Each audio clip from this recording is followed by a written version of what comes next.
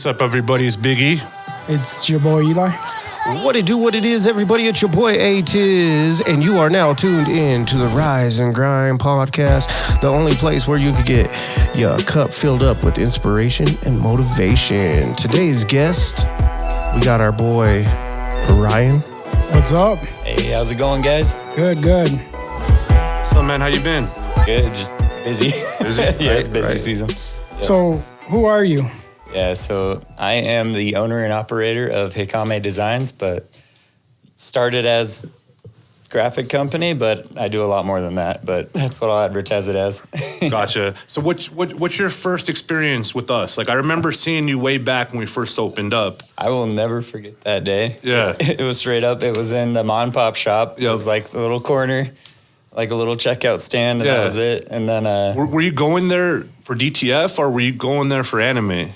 actually, neither of those. I was walking in because it was like the grand opening. Yep. And then, what was it? Oh, we brought some of the cars, and we were like, okay, let's try to like see if they need some cars, just see if they display them, and get my apparel out. Honestly, See, I was trying to find outlets to storehouses to sell out for my apparel.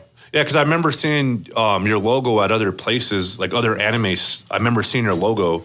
Once we started printing it, I'm like, I know that logo, you know? Yep. Yeah, so I was already in 1 or 2 stores at that time. Yeah. And I was just trying to find someone super local, which that was 5-10 minutes from my house. So I was like, all right, let's see what this is about. Yeah. Why were you looking for someone local? Yeah, so all of my stores thus far were at minimum 30 minutes out. And I was like, all right, let's just attack this region. So I'm from the Thornton area. I was like, I want to see what it'd work with a store in Thornton. Yeah. I've done the Lakewood. I've done like the Denver area. So I was like, I just wanted to attack a different region. So you were in you used other print shops, is what you're saying? And Not other print shops, just other retail stores to sell my product. Okay. So like a consignment scenario. Yep. Oh, so Exactly. you were looking local to sell, Yes. not to get printed. Exactly. Okay. Yeah. And then at that time, that worked out really great because I walk in and then I saw that little corner and I saw the graphics above the window and I was like, "Whoa, what's going on here?" Yes. And then you guys actually gave me a free little transfer to test out. Oh, yeah. I already had the heat press and I was looking into other ways of manufacturing, and that just worked out great. So what were you doing before that? Before that, it was iron-on HTV and then printable vinyl. So the DTF was a huge upgrade once you... 100%. Okay. Yeah. And it's a game changer for me, like, because I'm in the same position you were. I was trying to find a solution for a problem with apparel. And my problem was hoodies, right? Because I come from direct-to-garment. Yep. And you can't really direct-to-garment a hoodie good. No, I mean, if you put a lot of time into it, like I've done decent hoodies, but there needed to be a solution for hoodies. Right. Faster, you know? Yep. And I had a Kickstarter, and I did outsource DTG at first. I had a connection for that. And like you said, just price point to production and getting it right on a hoodie. It was... Yeah, and DTG is not cheap for those out there. Like it costs a lot to produce a DTG print. Yep. That's why the cost, you go to the store, a direct-to-garment store, and it's like, dude, why is it $25 a shirt? Yeah. And then it makes it hard to resell that product. But it's nice. A lot of people love that feel to it. Right. You can sell it, but you won't be making profit. Yeah. It's mainly for us. Like, I do DTG kind of for me. Yeah. Every once in a while when it's something that I don't, necessarily want a heavy fill on. Mm-hmm. But, it just depends, Yeah, but that's why I stumbled upon DTF, and I was like, this is an awesome medium. Yeah. It's like, it's not iron-on. Yep. But it's also not DTG. It's like that. Yeah, because I think that's one of the misconceptions with DTF is everybody it kind of label in that category as iron-on. Yeah. Right. Yeah. And like when you in the '90s when you think of an iron-on in the mall, you know that shit's not gonna last. You wear that one time and you hang it up in your closet. Yeah. You didn't want to wash it. Yeah. and if you're out in the sun, you're gonna feel that thing on you. You know. Yeah. So you were looking for shops. What were you doing though? Was that your main job? At that time, that was honestly my second job. So it was like my second baby. So you selling clothing was a side hustle? Yep. Stickers, clothing, and car wraps was kind of what I was getting into. That was next step. But yeah, it was more or less stickers and apparel. And the apparel I noticed was like the game changer. Yeah. So I was like, all right, let's attack apparel. Well, everybody wears apparel, Yeah, that's what I was like. everybody could use, like, stickers are there, but like apparel's where it's at. Oh yeah. That's why I got into the game early on, because I'm like, dude, I have about 30 shirts in my closet at any given time. Yeah. Imagine if you times everybody in your neighborhood. Yep. Like you could make money off all those people in your neighborhood, you know? Right. Yep. It's hit or miss though. It's good to hear him say that he did good on apparel, because we see a lot of people try to come out with their own apparel, and it just tanks. Well, we have failed attempts as well. Like we've tried apparel, and we've tried to do things and sell apparel, and it hasn't really worked out. Yeah. You know, it's you either got to be all in, or you know, otherwise it's really not going to work out. You know. Yeah. No. Exactly. Yeah, we have hundreds of designs that we've thrown out there, and a lot of them, 90% of them don't take off. Yep. You know. So. Oh yeah. As far as design goes, how do you pick the right design to sell, like to mass produce? Yeah, so mine's kind of niche, so it's a little different for everybody, but I'm in the anime community, and I get to kind of keep up with what's hot and what's not. Yeah. But I'm also in the car community, so since I'm wrapping cars with anime, I kind of niche the two together, and as far as I know, I'm the only... Yeah. There's like 2 or 3 other companies, not local, it's very mass branded, but car anime apparel. So you're basically in your own lane. Yes. That being said, exactly. That's nice. Oh yeah, and cars and anime go hand in hand. Yep. That's like you picked the perfect marketplace for that. Yeah. Right. It's very tight niche, but it's like cars, girls, and anime. Yeah. And I see those in all your cars. Like you have like the anime girls and like, I mean, like that. I see them everywhere. Like I drive to work and I see your cars, the cars that you've wrapped. Yeah, they're getting everywhere. Super popular right now. And that's why. And so I'm like, hey, I know that dude. You know, like I know the dude that did that. You know. Yep. So where do you find your designs? Like Google? You Google car designs? So for characters, I'll use references and stuff. Like I'll look up some animes I don't know. So like they'll send me the character they want, and I'll do the research and watch a few episodes and kind of get a feel for what that character is. But I draw everything. You draw everything? Yes. Okay. Yes. So that's where my graphic side comes in. Okay. I started as just graphics and stuff like that. I didn't even make stickers. Like it was all digital. For Twitch streamers, I'd make gaming logos for people. Okay. Yeah. Nice. I paid good money for some Twitch logos. It was fun. Yeah. Yeah. So you draw on a piece of paper, you scan it in, like give me the process. I come to you. Okay. I give you something. What do you do? What tools do you use? Let's go over all that. Yeah. So it's very back and forth intimate between me and the customer. It's not like going to a retail shop where you just say what you want, they produce it, and they say, here you go, hope you like it. It's very much between me and the customer. We'll do a mock-up, so you'll tell me what you want, and I'll do a rough sketch, and it's all digital on my iPad. Okay. But from there, I'll send the rough draft over, and then for layout purposes, and then we'll get thumbs up, thumbs down, and we'll make changes if we need to at that point. But if thumbs up, then we go to fine lines, and then coloring, and then highlights and shadows. So it's there's at least at minimum 4 times back and forth with the customer. Wow. So what's the point where, you know, like I know you work with your customers and, you know, there's different phases to creating the design, like inking it. Like what if, you know, halfway through the design, they're like, hey, I want this changed. Is that something you do, or is that something you kind of look down upon, like when they... Yeah, so I've had a few of those. It's a little frustrating sometimes. Yeah. But that's why I break the process down. And it makes it super simple to where that almost never happens. Yeah. So that's why I send the rough sketch over. I'm like, yeah, you're not just kind of rushing them through the process. Fine lines. Yeah, I'm like, do you like placement? They're like, yep. I'm like, cool. Is there anything you'd change? And they're like, nope. Okay. Nice. Then we'll do fine lines. Then I don't have to backtrack. I know, because that's something that I struggle with in the apparel business is, you know, people change their mind a lot. Yeah, and, you know, you'll be halfway through an order and I'll get a call like, hey, can we do this instead if we change the color? And it's like, I don't want to be the bad guy and tell them like, hey, I can't do that. We're ready in production, you know? Yeah. Especially with blanks. Now I order all my blanks in from out of state, so it's not as easy as just swapping some blanks out. I'm running into that too. Yeah, so contracts are important when it comes to that, like agreements. Yeah. Like, you know, I don't even do a print job without having a documentation of what they could expect and time frame, and you know, they can't change nothing after this order is placed. So I make sure they go through all these details prior to that order. Yeah. Otherwise, you're going to run into a lot of issues, you know? Exactly. And that's where I stopped, like, okay, step back from retail side. Retail side is just my, like, pre-made designs that I already have on shirts. But for all the custom stuff, no time frames. We go back and forth, but we're not putting a time on it. And a lot of the times, it's like the people I know that do this to me too. Like it's like a relative. Like makes it harder. It makes it harder. It's because they're more comfortable with you. They're more comfortable. They'll be like, well, I know him. He's my cousin. I can do whatever. Yeah. So and that's what I like about DTF is we don't deal with any of that. Right? You have to upload your own art. So if it comes out messed up, I've done it. I'm a victim. I'm covered. You know what I mean? And then that's kind of why we decided, hey, let's go with that platform. So we didn't run into it. In other companies, you email them, they size it, they place it, they email it back. You say yes or no. Well, then we've had a lot of people get it and be like, that's not what I ordered. Yeah. And it's like with us, all that's gone. It's like.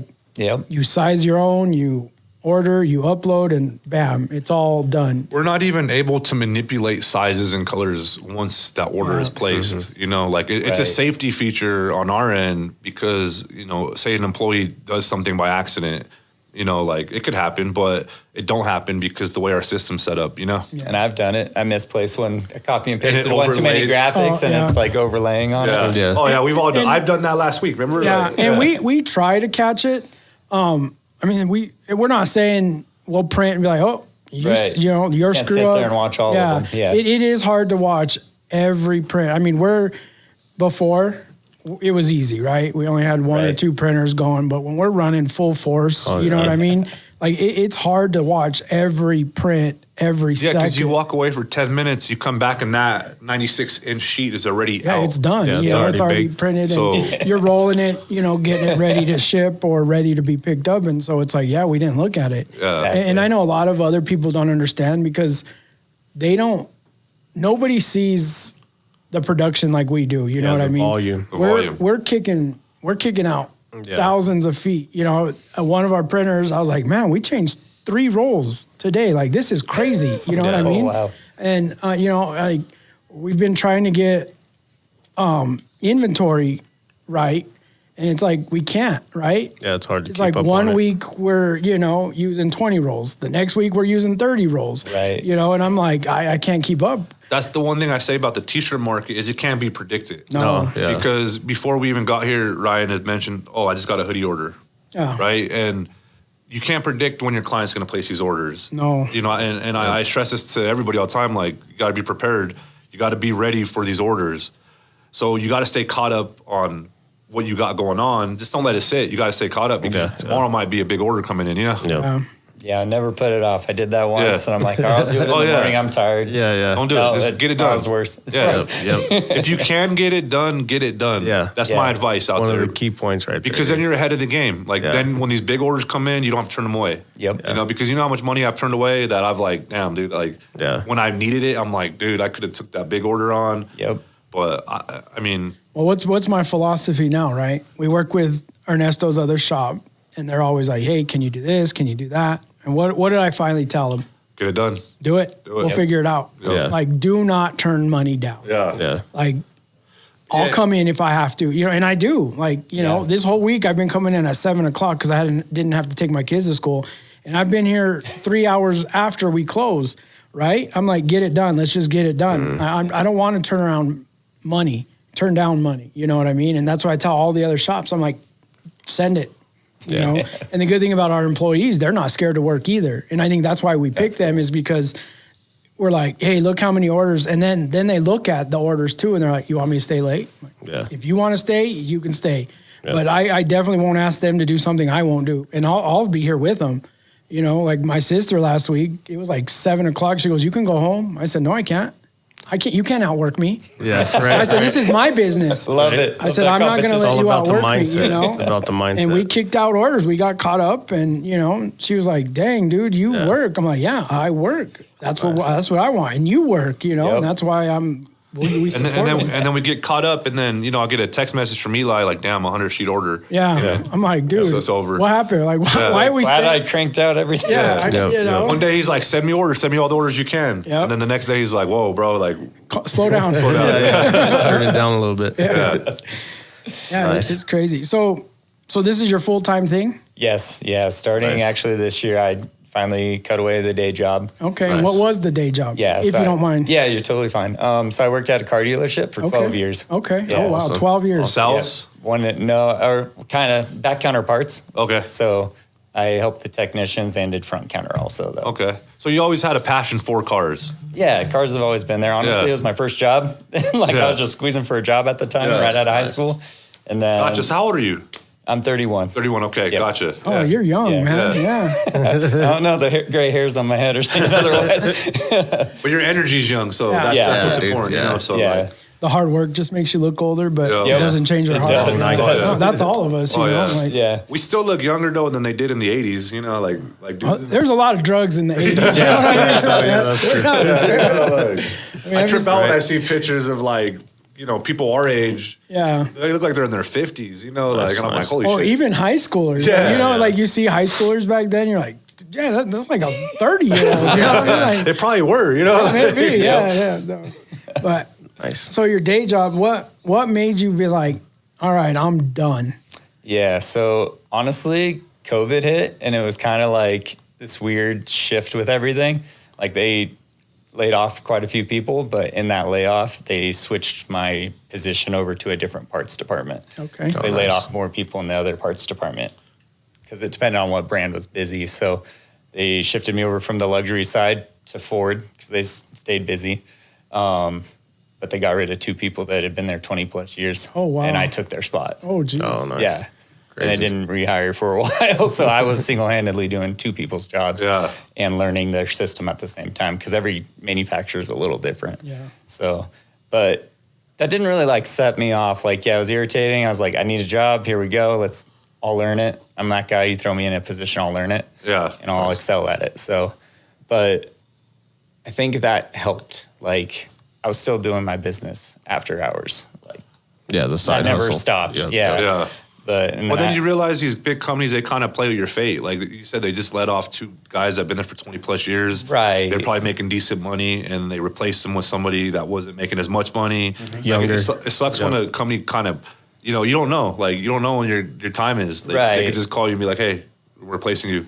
But at the other end, it's like double-edged sword because, like, family-owned business, awesome company to work with, love the people. Okay. And that's why I was like, that's why I stayed, though. Yeah. So I did that for almost 2 years. Yeah. Like, it wasn't just throw me in there, okay, I'm out. Like, Yeah. No, I stayed and played. That's and then I did my business, but then business started getting like too busy, and I have 2 kids, so like, it makes it even busier. Yeah, Times so 2. I was like, all right, I need to reallocate some time. It kept shifting the weight, so I was like, all right, all my ducks were in this basket, and I split it over to my business in this. I was like, but family. Yeah, you get to spend more time with your family. We need family time. I was like, all right, this basket's gone. And to me, business time is family time for me in my situation, you know? Right. Because a lot of the time I'm spending time with my family is during business, the business hours. That's awesome. You know, like, I love we'll get there. My kids are one's 1 year old and one's 4. I'm sure they'll be wrapping vehicles here soon. He's already pulling shirts off the shelf. Our little Tonka, wrapping little Tonkas. Like we got the little bike or the little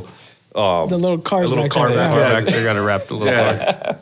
Yeah, dude. Nice. It's all about building now. So you know, and that's why I jumped full force into DTF. Yeah, is because I wanted a future for my kids. You know what I mean?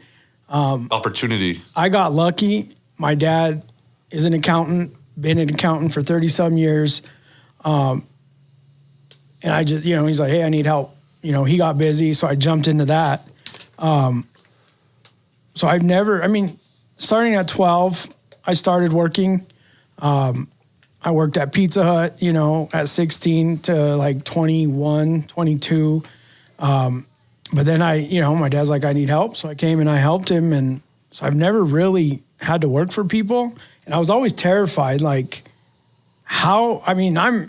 these guys will tell you I'm unmanageable 90% of the time. You know what I mean? I think in a certain extent we all are. Yeah. Like none of us, like I don't like being told anything. No. You know, and we're all in a way that same way. Yeah. You know, like who wants to be told what to do? Yeah. I've been doing this for 15 years independently.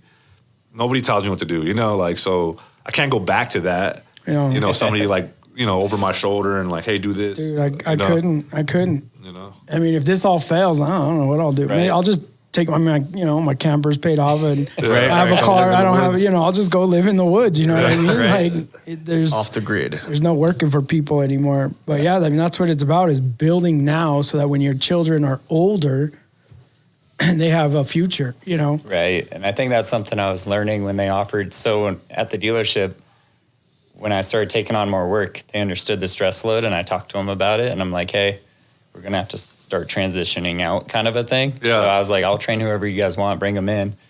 I said, but I'm going to have to go part-time. Yeah. So I shifted to the part-time for a while, and then it got to the point where it's still busy. I was like, all right, we need to go full-time now. So the moment you stepped away from this job, right? Yeah. Do you felt like, is that when your business actually started growing, like the way you 100%. Envisioned it? Okay. Yeah, it was always like growing at a steady pace, very slowly. Mm-hmm. Yeah. So it was like comfortable, but like I had to get uncomfortable. And I didn't realize how skyrocketing that can be when it's nuts jumping off of the cliff. 100%. Buying my first printer, that was my all right, let's see. How long did that printer stay in your cart? Honestly, a day. A day? Oh, wow. Yeah. Oh, wow. No, I pulled it quick. Yeah. So it was a jump. It was a jump. I jumped. I was like, well, this has to work. This is more than my car. Yeah. Well, the thing is, it could generate money. That's how I've always looked at stuff like that. I mean, did you pay it off or did you finance it? Financing. See, that's kind of smart how you did that like that, because, for one, you could write it off. Yes. It's a write-off.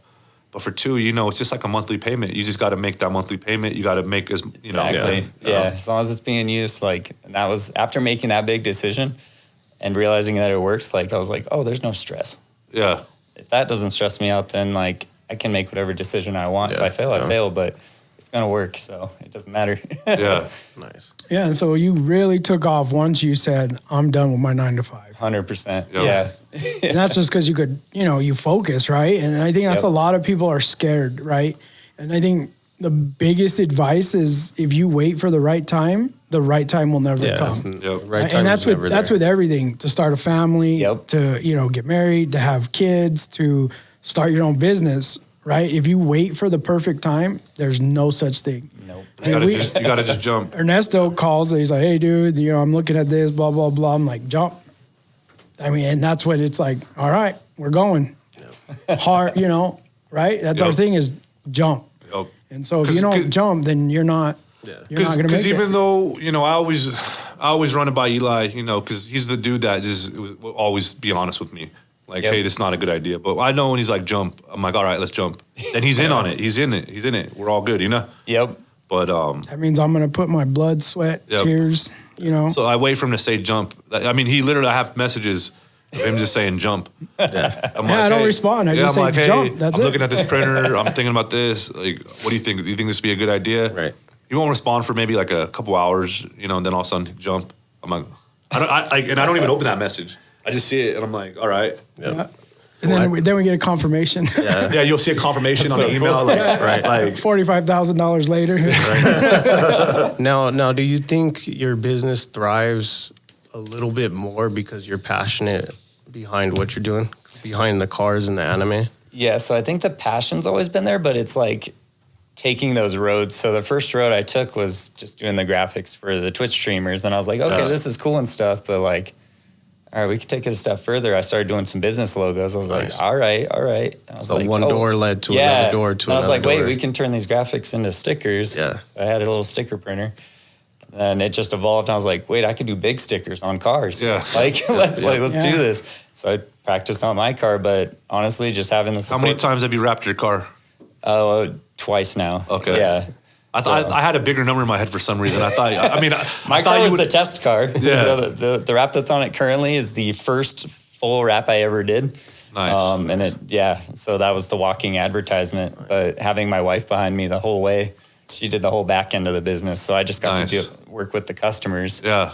And just be more direct and she handles payments and all that kind of stuff. I do the payments and all that. It's all the QuickBooks side of things. She handles all the back end. Nice. Yeah, because that's actually really important. That part of it people always overlook. Yes, you got to have a back. You got to have someone to back you up. Yeah, and Eli could back you up on that too, because he understands that end of the business is there's a front end of the business where you're generating that money, but what about the back end where you're managing what you're bringing in and what you're putting out. Yeah, that can get out of hand real quick if you don't do it right. Oh yeah, we've seen so many companies tank because they don't have someone keeping track of their books. You know, when I grew up, my dad gave me the best advice always. If you have nobody else, have a lawyer and an accountant at all times, and they will get you through everything. We've seen so many businesses owe the IRS tens of thousands, hundreds of thousands of dollars and have to shut down, right? The IRS will come and take it all. Oh, yeah. You know what I mean? Whatever it is, they'll come and take. It doesn't matter. As long as they're getting some assets back. And that back end, I mean, that's hard work. So don't just say she's the back end. Like, that's a lot of work. Right. You know what I mean? Yeah. And that's cool. So what does she do? Does she not work? She just takes care of your back end at all times? Nope, she works full time too. Nice. Okay. So at the time we were both working at the dealership full time. She processes warranty claims and everything. So she can do that from home. Yeah. So that allows us to have the 1-year-old and 4-year-old at home while we're working also. Nice. Awesome. So it is another obstacle to tackle, but totally worth it 100%, being able to work with family there. Oh, yeah, dude. And it's only going to grow from there, I feel like. You know, like I see this being a huge family operation. Like, I could imagine, like, I could see you as our neighbor, like, right next door to us one of these days, you know? Yeah, all my neighbors love it, though. Yeah. If it's nice out, I'll work in the garage till 2 in the morning. So that's where you do all your installs in your garage? Nice. Yep. So you're just out of your house right now? Out of the house, got a heated garage. Overhead. I mean, a little bit of overhead, but not much. Exactly, not much. Yeah, but got the heated garage and then printer and laminator on one side of the garage and car on the other. So what's your struggles in your garage, like working out of your garage? What do you see as a struggle in there?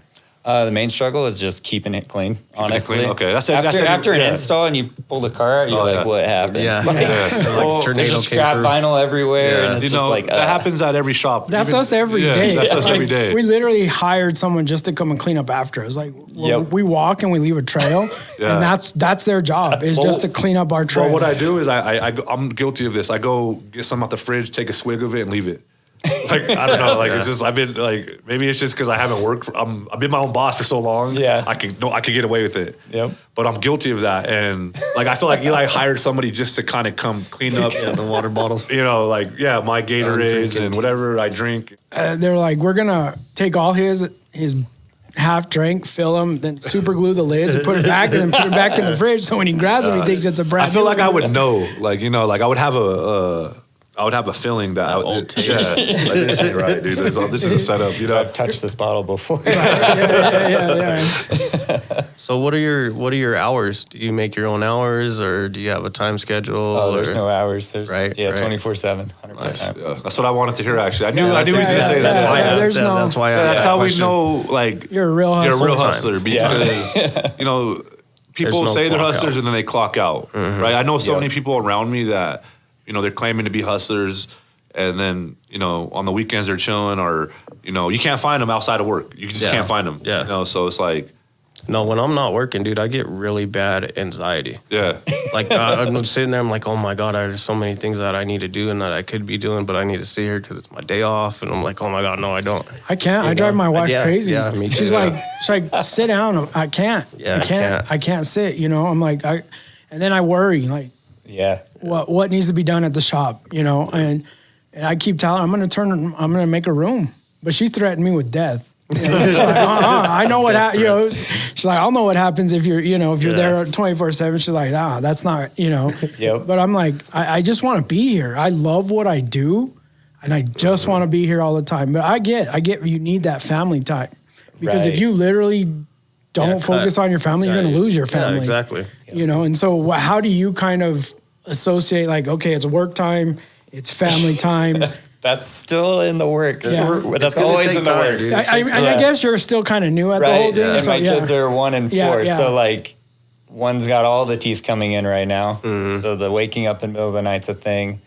But, like, try to be done by 5 or 6-ish. Yeah. Like, if I'm wrapping a car, that kind of changes things. I'm always on a deadline. Yeah. But other than that, like, kids go to bed, I go downstairs. Yeah. Like, I keep working. That's how I am too. Yep. Like, that's how it has to be to keep up right now. But it's always, like, fluctuating what times I'm working due to kids waking up at night and their time schedules changing. So, But I got to the point where I'm comfortable enough with the business where 9, 10 o'clock, my phone goes on the charger, and we don't sleep with our phones. Okay. For years, it's been a big. We don't sleep with our social media. You know what I mean? So me and my wife go to bed 9:30, 10. Well, we lay down and we watch our shows. We have a couple shows that we have.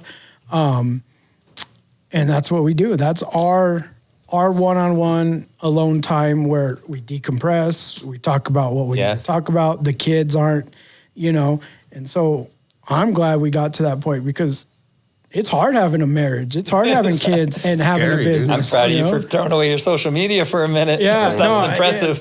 It's hard, but and especially where we don't throw a ton of money. We throw some money, but not a lot of money in advertising. So our advertising is us on our phones constantly throwing our business out. Tagging our business, and that's videos, that's how pictures. Videos, pictures. So for me to put it down, it's hard, but it's also hard is your wife nagging at you 24/7, hey, I need my time. I need this. I need, so that's what I do. It's balance it's all about finding a balance. I've been doing it for 4 years. I quit my job in 2020 and I've been doing it for 4 years. And I barely feel like I scratched the surface of finding balance within work and family. Yep. But it's a daily struggle. I don't know if you would ever find that balance, because it always changes. Right when I found the balance in my life, something switched. The podcast happened, right? Yeah. So now this podcast pops up. To trip you up. Yeah. So now this podcast is we were talking about this before the show. It's it's a lot of work on the back end, even on the front end, because setting this place up to record, that wasn't. I mean, you were here. Yeah. What we struggled with this morning, And so the moment I do find balance, I sign up for something else that it takes more time away from me. Yeah. That's that ADD and that's that hustle. Yeah, for sure. That's the hustle spirit. Wait, I'm comfortable. I got I'm standing. Yep. We need to keep running. Yep. So what's in the works next for you? Ooh, currently right now, project-wise, I got 4 wraps I'm drawing. Okay. They're all in the drawing phases. Oh, wow. They all came out the same day. Oh, wow. That's why I got slammed real quick. We went to an anime convention in Colorado Springs. And everybody's seeing your work. Yeah, all the cars were outside and people kept coming to the booth and talking to me and I physically left my booth to go out and check out these cars. So is that your main source of advertisement? Is just the cons? Are you paying any money on advertisement or are you just going to cons? Yeah, constantly posting on Instagram, which my wife does all the social media and I'm trying to keep up with her on that. Yeah. So that's my new thing. I'm trying to grow and do the social media side of things and do the stories and all that. Stories and reels is kind of where social media is at right now. Yeah. And it's something I've had to adapt to because I'm just a photo dude. I like to take photos. Yeah. And photos do go a long way on social media. But right now, the sweet spot is the reels, is the TikTok shorts, all that stuff, Yep. That's where I have adapted to, and it's like a second nature right now. I'm just getting all these content and all these videos out, and it's not even like a job. Yeah. Once you get in that habit of doing it, just capturing videos throughout the day as you're already doing your job. So stories are my thing. I'm I could do quick little videos. I'm not good at the still shots. I even think it would be cool to see you go live and do something. I've done one so far on TikTok. I would watch that. Live. Yeah. I would watch that, Yeah. And you guys have a YouTube channel, right? Yep. Yeah. So we're just getting that back up. And what we're doing is we're not doing everything with the YouTube. It's just going to be the events we go to. Okay. So all the bigger conventions and stuff, we'll try to vlog our trips there. And what's that YouTube channel? It's going to be youtube.com/Hikame Designs. Okay, yeah, and I've actually watched every episode. Hey, up to I think the last you just did the con you posted one. I haven't watched that one yet. Yep. Yeah, and you guys did take a break, right? Why did you take that break? My wife was handling all the editing and stuff, and as you guys probably found out real quick, editing is very time consuming. Yeah. What was the argument we got into the first day we set up this podcast?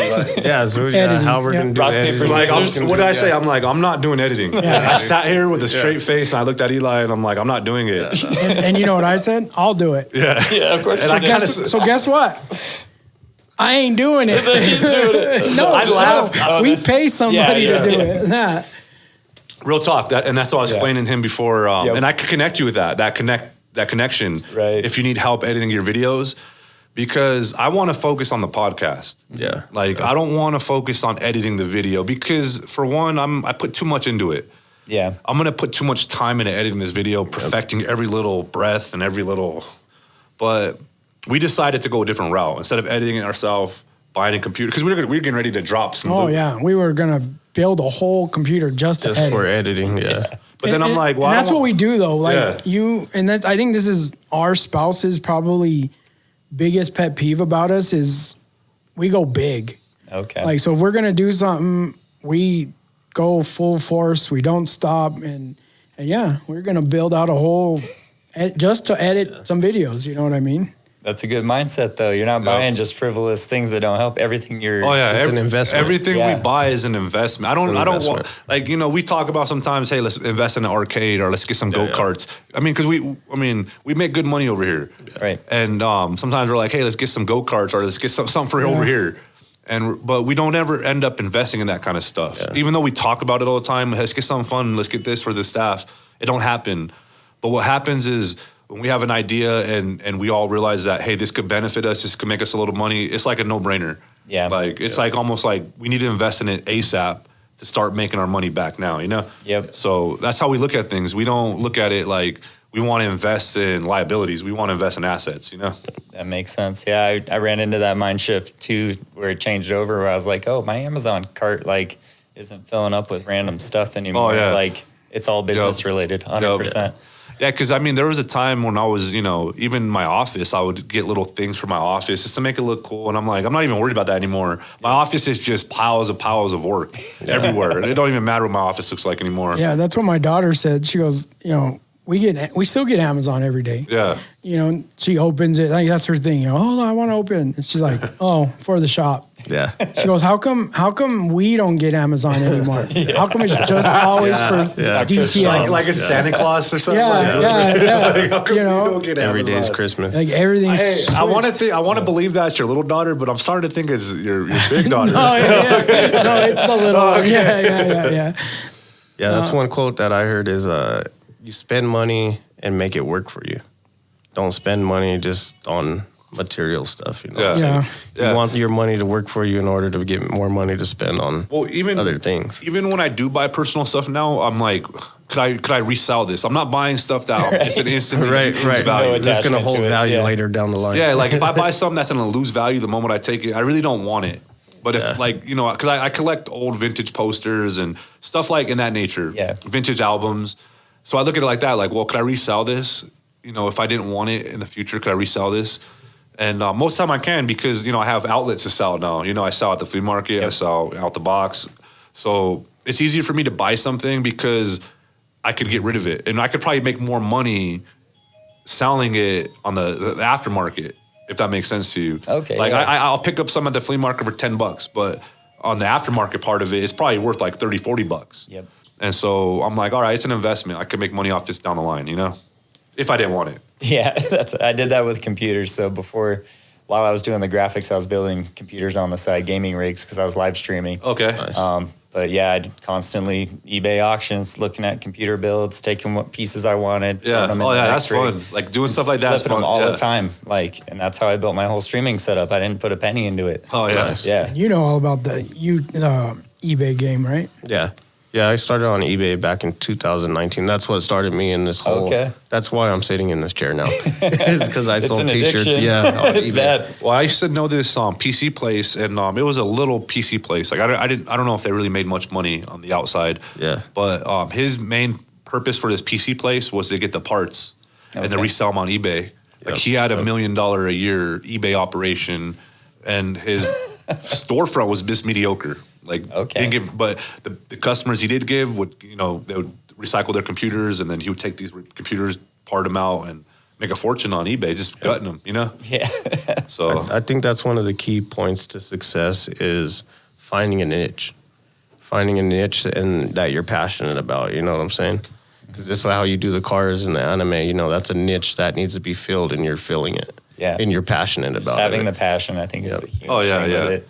Me, I like providing a good time out the box. Oh, yeah. I'm addicted to having people walk in there, I see you as a DJ. in Out the Box. You know, the ringmaster. You're the ringmaster, dude. You're. I mean, because you watch Out the Box and stuff, right? Like, okay, so you know exactly what I'm talking about. Like, people go to Anthony for entertainment on that Wednesday, which is it's pretty awesome, man. Like, I'm like, they could be doing anything on that Wednesday, but they chose to come and watch our live streams, you know? Right. Dude, my wife hates Wednesdays. I know he's eating at the restaurant and he was watching us. Last night at dinner, I'll turn it on.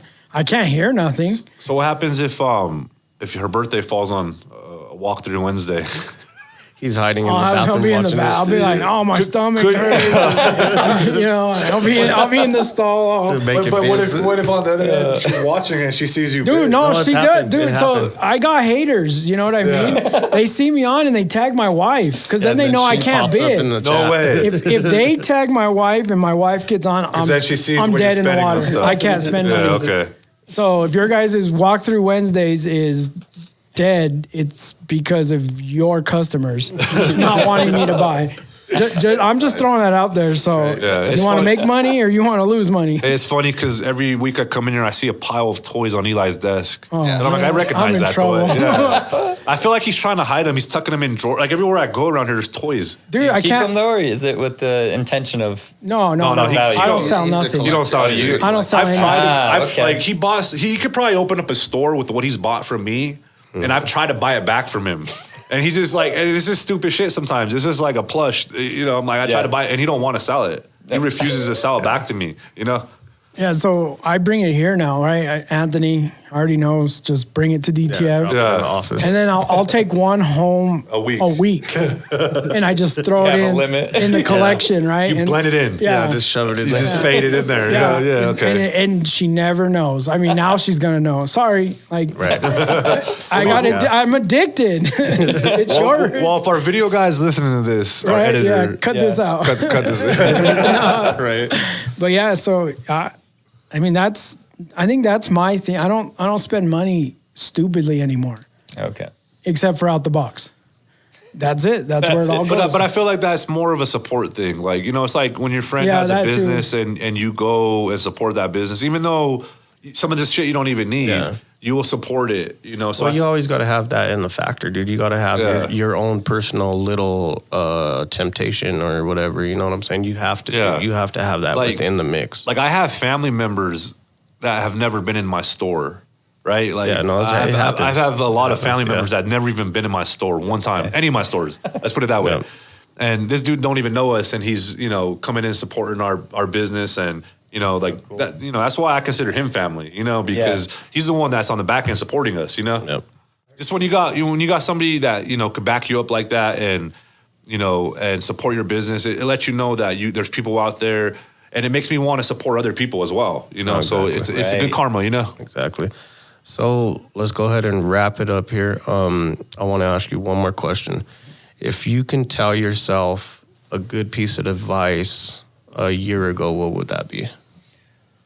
Ooh. So I ran into this kind of a small quote, but it's basically there's two ways to be the biggest building in the city.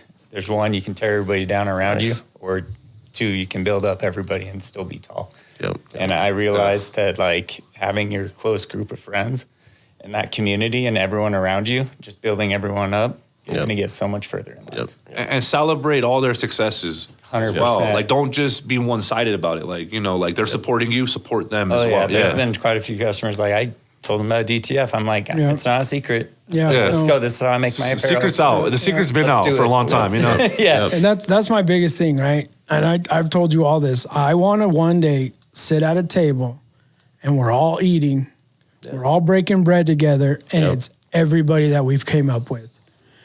One way or another. Big table. And that's what I want. I'll clear out the whole warehouse. We'll use, you know what I mean? And that's what I want. Yeah, we'll go buy the biggest table we can find. Biggest table, Vikings feast. There you go. And that's what I want. That table on Game of Thrones? There you go. Literally have different parts of Thornton and that's what I want. And we help out a lot of people. Yeah. So I'm glad we met you, Ryan. You have a wonderful family. We've talked to your wife a few times, and now that she's had the baby, we haven't seen her as much. And you motivate us as well. Yeah. So thank you. I know you look at it we got all this stuff, but you motivate us to keep doing what we do too as well. Yeah, I love that we can kick it on a real level. Like we talk about printers. Like oh yeah, how many times you come in here and we end up talking about printers for like half an hour? Rock, paper, scissors. Who's having the problem with the printer? And that's sometimes we gotta hide. You know what I mean? Because we're like, oh shoot, I don't have time right now. And like we talked about this on another episode. It's like we see certain customers come in and we're like, that's going to be a 30, 40-minute conversation. Yep. And I'm like, do I have that time? I can tell when you're busy. I figured it out. I was like, okay, if it's 3 days to get my stuff, I'm just walking in and grabbing my stuff and leaving. I mean, and we enjoy, we have, our favorite people, where you come in and we love to chit chat. But man, sometimes we can do it all day. That's the problem. Or our hands are deep in a printer and we can't. It's all on fire. We got those gloves on. I keep saying, "Oh, it looks like we're going into a cow." Looks like you were milking the printer. I actually weren't we milking the printer a couple weeks ago? That's what it was. That white ink. It's on the floor over there too. I don't know. Everywhere. I don't know. I have so many shirts. But we literally milked it. That's crazy to think about. Like, it has teats. You could milk it. You can milk a printer. Nice. So how do people find you? Yeah, so Instagram's our main huge social, but it's Hikame_designs. Okay. Same as on the shirt, but Facebook. I have a website like hikamedesigns.com. Like type in my company name, you'll find it. So 100%. wraps, stickers, graphics. And where are some popular stores they can find your apparel? Yeah, so actually one of my stores just transferred over. So now I'm basically mobile with just the website. Okay. But all the other stores kind of went towards flea market and that area just to stay open during the weekends. Okay. Nice. And so as far as anybody looking to get into vehicle wraps and what you're doing, what kind of advice do you have for them?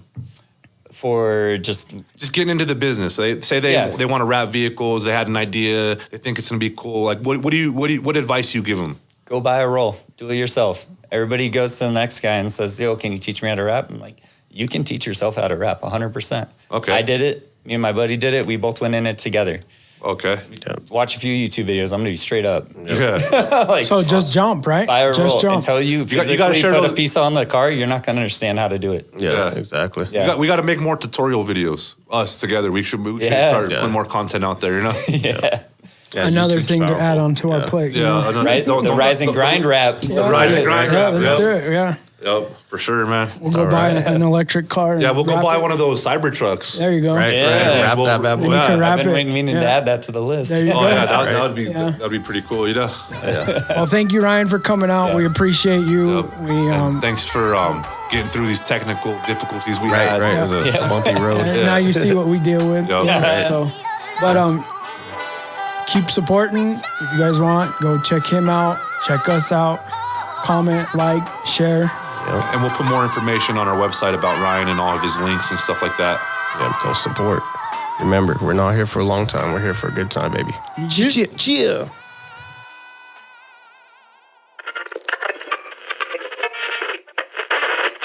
Rise and grind.